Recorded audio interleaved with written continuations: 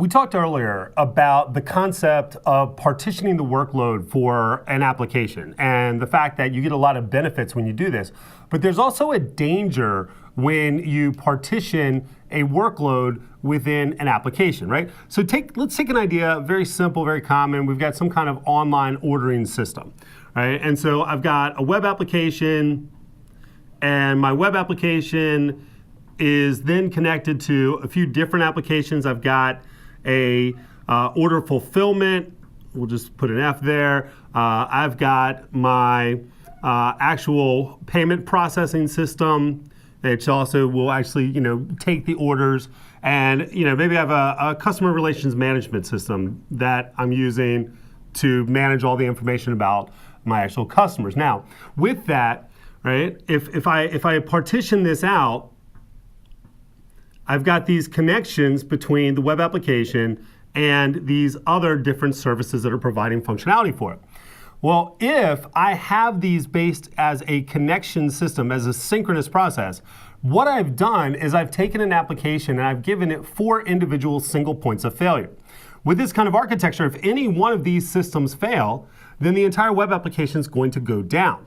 In some cases, that might be okay. My payment processing system and where the order is actually captured, that probably has to be a connected environment. But the fulfillment, the actual warehousing of it, updating the customer relation management system does not necessarily need to be real time. It doesn't need to be synchronous. It doesn't need to be connected, right? And so an architecture that's fairly common in a lot of modern applications is a queuing-based architecture, right? And what that does is it means that you can de-link certain elements of your application and you can treat them as asynchronous systems, right? And so if I were to do that idea,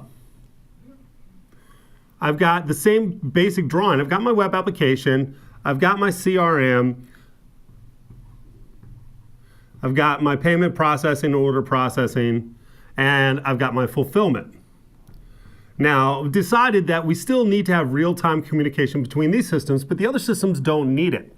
So instead, what we do is we set up message queues that are large-scale, highly reliable, and fairly simple. They don't do a lot of processing. They basically just allow for one system to drop a message off into the queue, and then for another system to retrieve and process that message, right? And now at this point, basically this process, as far as let's say, the CRM, or in case of the fulfillment, the process for the web application is over as soon as that message is dropped into a queue.